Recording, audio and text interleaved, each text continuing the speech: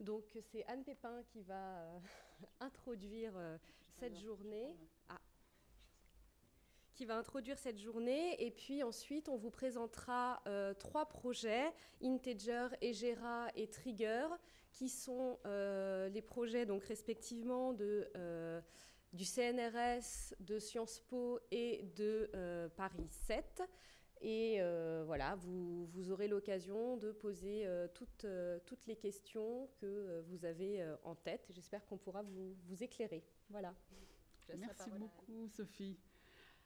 Alors, je vais essayer. Alors, on m'a demandé de vous faire un petit rappel historique, un peu d'éléments de contexte sur les politiques de soutien à l'égalité professionnelle, à l'égalité femmes-hommes dans la recherche lancées par la Commission européenne. Donc, je vais essayer d'aller un petit peu plus vite que prévu parce qu'on est un peu rattrapé par le temps. Alors, je n'ai même pas écouté entièrement ce que tu as dit. Donc, je dirige la mission pour la place des femmes au CNRS. Et il y a une bonne partie de mon équipe qui est là aujourd'hui et qui va présenter donc le projet Integer. Et je coordonne ces deux projets soutenus par le 7e PCRD européen, Integer et GenderNet. J'en toucherai quelques mots un peu après.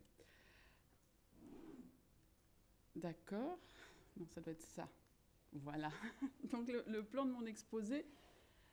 je vais vous donner quelques repères historiques, voilà, les origines de cet engagement de la Commission européenne, les principales différences, les évolutions entre le 5e programme cadre de recherche et développement et le 7e, et je ferai un focus sur les appels d'Horizon 2020, du 7e PCRD,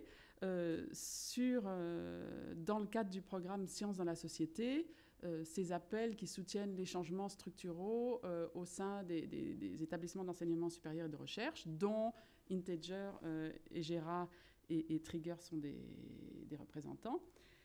Et ensuite, je ferai une présentation qui reprend des éléments présentés par la Commission européenne sur la stratégie globale qui est mise en place dans le cadre d'Horizon 2020. Je me suis encore trompée. Voilà. Donc, les repères historiques. Ouh. Quand on passe du Mac, bon, c'est pas grave. Je m'en souviendrai un petit peu. On peut dire que vraiment les efforts ont démarré peu après la conférence organisée à Pékin en 1995 par les Nations Unies sur les femmes, sur l'égalité professionnelle. C'est vraiment là que la Commission a décidé de lancer une stratégie d'approche intégrée sur le genre, de gender mainstreaming. Je pense que la publication de cet article de Agnes Wold et puis de Christine Veneras dans Nature aussi, qui montrait des discriminations flagrantes dans l'accès au financement de la recherche, a été un moteur pour la mise en place de pas mal de mesures. La mise en place, entre autres, d'un groupe de chercheuses, dont faisait partie Claudine Herman, une douzaine de chercheuses qui ont réalisé une étude, un rapport, le rapport ETAN, Women and Science, sur les politiques scientifiques pour la promotion de l'excellence à travers l'approche intégrée de l'égalité professionnelle. Et ceci a donné lieu à la création d'un groupe de fonctionnaires des États membres, des ministères de la Recherche, pour la plupart. Le groupe d'Helsinki, parce que c'est là que ça a démarré en fin 99, qui continue à se réunir, qui a un peu changé de statut et qui conseille la Commission européenne sur ces questions. Et il y a eu la création d'une unité dédiée au sein de la Direction générale de la recherche et de l'innovation maintenant. D'abord une unité femmes et sciences, c'est devenu culture scientifique et questions de genre en 2006, puis c'est devenu éthique et genre, et maintenant, avec Horizon 2020, c'est sciences pour avec et pour la société. Donc on perd un peu la dimension femme, on perd le genre même dans l'intitulé de l'unité, mais il y a maintenant toujours un secteur genre au sein de la direction générale, la DG RTD. Alors ce petit... Alors, là, ici, ça c'est, si vous voulez en savoir un petit peu plus, parce que je ne vais pas détailler davantage, il y a eu un rapport qui a fait un rappel des 10 ans, de 99 à 2009, de tous les efforts réalisés par la Commission européenne sur ces questions. Et encore. Et quelques points, quelques éléments marquants de la progression entre le 5e programme cadre, donc de 99 à 2002, où vraiment là, ça a commencé à être intégré, et notamment sous l'impulsion de la commissaire au démarrage, qui était Edith Cresson, et ensuite Philippe Busquin, et puis la directrice de l'unité Femmes et Sciences, qui était Nicole Devendre. Dans le 6e PC, là, pour les gros projets, donc les projets intégrés et les réseaux d'excellence, il y avait l'obligation d'avoir un Gender Action Plan qui accompagnait, qui devait être mis en œuvre, ce qui a disparu dans le 7e programme cadre. Des soucis de simplification et aussi alors une politique plus globale de gender mainstreaming. Mais ce qu'on peut voir quand même, c'est que dans les budgets qui ont été attribués aux programmes spécifiques, donc les programmes Femmes et Sciences qui étaient dans le cadre du 6e PCRD, et ensuite ces axes-là au sein donc genre dans la recherche au sein de sciences dans la société, ça a augmenté en fait. Le budget global a augmenté, ça c'est juste en comparant sur 4 ans. Et maintenant, dans le cadre du 7e PCRD, on a vraiment vu une évolution depuis le démarrage du programme de travail jusqu'à la fin, là, le dernier programme en 2013.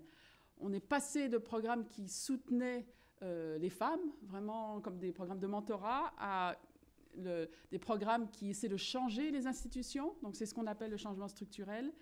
Et plus récemment, de vraiment changer les connaissances, prendre en compte l'analyse de sexe et de genre dans les contenus même de la recherche, dans le design de la recherche. Et ça, c'est quelque chose qui avait déjà été proposé, théorisé par Londa Schebinger, une historienne des sciences à Stanford, il y a déjà pas mal d'années. Et alors, pour vraiment les origines, on va dire la genèse de ces appels à projets sur les changements structurels, ça s'inspirait beaucoup d'un programme similaire qui a été lancé par la National Science Foundation aux États-Unis, le programme ADVANCE, qui, faisant le constat que voilà, ces programmes de soutien direct, d'appui aux chercheuses, ça ne suffisait pas à changer la donne.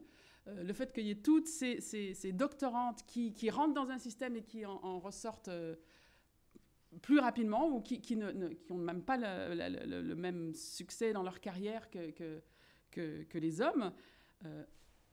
D'accord, on va éviter. On va faire... Allez, dans 4 heures, c'est bon? Oups. Voilà. Voilà, développer cette approche systémique, c'est l'institution elle-même qui a un problème. Ce sont les universités. Donc, on va financer les universités individuellement pour qu'elles mettent en œuvre des plans d'action égalité professionnelle pour les chercheuses. Et alors, je n'aurai pas le temps de tout détailler, mais si vous voulez en savoir plus, là, il y a des références sur ces expériences. Mais bon, c'était des gros montants et ça continue. Et il y a plus d'une centaine d'universités qui ont vraiment fait avancer les choses sur les questions d'égalité professionnelle. Maintenant, sur le programme Sciences dans la société du 7e PCRD, cet axe genre et recherche, et puis ce domaine, renforcer la place des femmes dans la recherche scientifique et les instances décisionnelles. Là, je vous ai mis tous les programmes de travail jusqu'à 2013. Je ne vais pas passer à travers tout ceci. Simplement, c'est vraiment en 2010 qu'on est passé à une phase de débat, d'échange, de discussion sur ces questions, au financement direct des établissements d'enseignement supérieur, avec la contrainte supplémentaire qu'il y a dans les projets européens, qu'on travaillait en consortium. Donc, ce n'était plus des établissements individuels, mais c'était vraiment... Et la valeur ajoutée de l'échange d'expertise et de ces projets collaboratifs européens. Donc, il y a une première génération avec Integer et GeniusLab, une deuxième avec Festa et Stages, dans lesquelles il n'y a pas de partenaire français, Gender Time et Genovate, et là, il y a l'université de Créteil, et Trigger et Gera et Garcia, qui sont la dernière génération du 7e PCRD. Et puis, voilà, d'autres appels à projets. Vous aurez les transparents si ça vous intéresse d'avoir un petit historique. Et j'insiste pas plus parce que vous verrez le détail de ce qu'on fait dans ces projets dans la table ronde qui suit. Maintenant, dans Horizon 2020, qu'est-ce qui change? Et là, vraiment, là, ce sont directement les slides de la Commission européenne. Par rapport au 7e PCRD, là, il y a vraiment plusieurs articles dans le programme lui-même qui prennent en compte ça très clairement. Ça devient un sujet transversal avec l'éthique. Et c'est à la fois l'égalité professionnelle et l'intégration de la dimension du genre. En fait, je ne vais pas tout détailler, mais il y a trois objectifs de promotion quand ils disent gender equality, c'est vraiment ces trois aspects. C'est la représentation femmes-hommes dans toutes les procédures de décision dans la recherche, l'équilibre femmes-hommes dans les équipes de recherche elles-mêmes, et en fait à tous les niveaux, et puis la prise en compte de cette dimension du genre dans les contenus de recherche et d'innovation. Alors le premier aspect, donc le gender balance dans les decision making, là on parle vraiment des instances de la Commission européenne. Les groupes de conseil, il y a 50% de femmes maintenant. Les panels d'évaluation des projets, les groupes d'experts, il y a au moins 40%. Et la volonté de prendre en compte ces questions de genre. Si on regarde l'équilibre femmes-hommes au sein des équipes de recherche, c'est inclus dans l'accord de consortium qu'on signe quand on a remporté un projet. Il y a une obligation de remplir ça, et c'est pris en compte. En fait, on voit ici le cycle. Voilà, le programme de travail qui encourage un équilibre dans les équipes de recherche et puis dans le management des projets. Dans la proposition elle-même, il faut donner le sexe des personnes.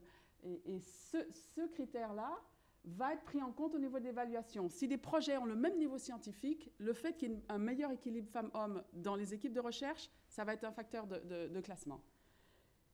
Et dans l'accord de consortium lui-même, voilà, il faut que ça soit respecté. Je vous ai montré que c'était pris en compte. Et dans le reporting qu'on doit faire pendant la durée du projet, on doit expliquer les efforts qu'on a mis en œuvre sur ces questions. Donc, pour le troisième aspect, donc la prise en compte de l'analyse de sexe et de genre dans le design, dans le contenu même, les sujets de recherche, ça, c'était vraiment optionnel dans le 7e PCRD. Et maintenant, ça rentre dans le critère d'évaluation d'excellence. D'une manière globale, voilà, c'est un cross-cutting issue, mais il y a aussi des sujets, des appels qui sont flagués, spécifiquement fléchés, oui, on peut dire fléchés. En tout cas, c'est pris en compte dans la description de l'appel. Et dans ces cas-là, voilà, en tout cas, il y a ces questions-là qui est posée. Est-ce que, quand c'est pertinent, décrivez comment le sexe, l'analyse de sexe et ou de genre est prise en compte dans les contenus de projet. Dans l'évaluation, ça doit être pris en compte, si c'est le cas. Dans l'accord de consortium, ça doit être une partie intégrante de la description de travail. Et dans le reporting, donc qu'on fait à la commission tous les 18 mois en général, ça doit être pris en compte dans certains livrables et puis dans ces projets, ces rapports périodiques. Et il y a en plus un dispositif d'accompagnement dans ces groupes. Alors, je vous ai déjà dit qu'il y avait au moins 40% de femmes, mais il y a en plus une personne qui est spécialiste des questions de genre. Et il y a aussi, en fait, la réunion ad hoc de ces personnes-là, ensemble, forment un groupe qui s'appelle le groupe de conseil sur le genre, et qui est censé garantir que ces questions d'égalité professionnelle et d'intégration de la dimension du genre sont bien prises en compte dans tous les programmes de travail. Alors, de la manière dont ça s'est constitué au démarrage, il y a une base de données qui a été... Enfin, il y a un appel à experts qui a été ouvert par la Commission européenne, et les gens se sont auto-proclamés experts sur certaines questions de genre et transport, genre et changement climatique, par exemple, et puis font partie de ces groupes de conseil. On se rend compte maintenant, avec l'expérience de ce groupe ad hoc, que tout le monde n'a pas exactement les mêmes compétences. Donc, ils ont renforcé aussi les capacités des personnels de la Commission à pouvoir identifier les vrais experts. Donc, ils ont maintenant des directives sur le fait d'identifier les experts. Ils invitent vraiment la communauté à s'inscrire dans ces bases d'experts. Il y a aussi des formations pour les personnels de la Commission. Il n'y a pas encore de formation. Et ça, c'est un manque. C'est pour les panels d'évaluation. Ça n'existe pas encore. Mais ça doit être pris en compte. Voilà. Et dans l'accord de consortium, il y a la possibilité d'avoir de l'argent pour faire des formations à l'égalité professionnelle et à ces questions de genre. Donc, c'est quelque chose que vous avez le droit de rajouter dans les projets que vous déposez. Et ça, pas seulement dans ceux qui concernent le genre, hein, dans toutes les disciplines. Alors maintenant, je sais qu'il y a le PCN Sciences avec et pour la société qui va intervenir tout à l'heure. Donc, je ne vais pas trop détailler ce programme. Simplement, ça ne couvre pas que le genre, hein, ça couvre beaucoup d'autres thématiques. Là, j'ai juste présenté les appels qui sont spécifiquement sur Gender Equality dans les programmes de travail 2014-2015 de ce programme SWAFS. Il y en a qui sont déjà, qui ont déjà été évalués. Certains projets ont été sélectionnés pour ceux qui sont en 2014. Ici, donc il y avait un projet de recherche et puis un projet sur l'éducation scientifique. Et puis là, avec la deadline le 16 septembre 2015, donc il n'est pas trop tard, il y a la nouvelle campagne de ces appels à projets sur le changement structurel. Ça a continué en 2014, ça continue en 2015, et il y a un nouveau projet de recherche sur l'évaluation de toutes ces initiatives de promotion de l'égalité professionnelle et d'intégration du genre menées jusqu'à maintenant au niveau national et régional. Donc il y a aussi, bien sûr, les possibilités d'intégrer ces questions dans d'autres appels. Hein. Même dans le cadre de SWAF, il y a d'autres types d'appels qui sont un peu plus larges. Celui-là, c'est vraiment sur la recherche et l'innovation responsable qui intègre une dimension genre. Et bien sûr, tout ce qui est transversal dans les challenges sociétaux. Et puis, bon, les ERC et les Marie Curie, c'est pris en compte également. Et puis là, c'est une référence si jamais vous voulez aller consulter vous-même, mais c'est facile, un Participant Portal, vous le trouvez très rapidement. Quelques ressources pour vous aider, des ressources en ligne. Une enfin ça c'est un projet vraiment de portail qui rassemblerait un échange sur toutes les bonnes pratiques, toutes les réglementations, tous les projets, toutes les connaissances sur les questions de genre et de science. C'est en train d'être monté, il y a juste une version bêta pour l'instant. Un premier projet, le Gender Toolkit, qui a été développé vraiment pour pouvoir intégrer la dimension du genre et des questions d'égalité professionnelle dans les projets, dans les thématiques du 7e PCRD, mais c'est toujours pertinent à bien des égards. Maxime pourra en parler un peu plus. Et ici, un projet qui va un peu plus loin avec d'autres études de cas et qui a été porté par Londa Shibinger, dont je parlais tout à l'heure, et la Commission européenne, qui est Gendered Innovation, et qui vraiment donne des méthodes sur l'analyse de sexe et de genre, de sexe ou de genre, dans différents domaines scientifiques. Et puis, il y a toujours ces publications que je vous recommande de la Commission européenne. J'en ai pas parlé, pardon, mais une des premières choses que le groupe d'Helsinki a été chargé de faire, outre des états des lieux dans chacun des États membres, c'était aussi, avec des correspondants statistiques, de réaliser une comparaison entre les différents pays de l'Union européenne. Donc, ces She Figures sont publiés tous les 3 ans et on attend incessamment sous peu la version de 2015. À chaque fois, chaque année, ça s'est enrichi de plusieurs indicateurs. Sur les changements structurels, ce rapport de 2011 est vraiment intéressant. Il donne des pistes, des éléments de ce qu'est le changement structurel, ce qu'il faut prendre en compte.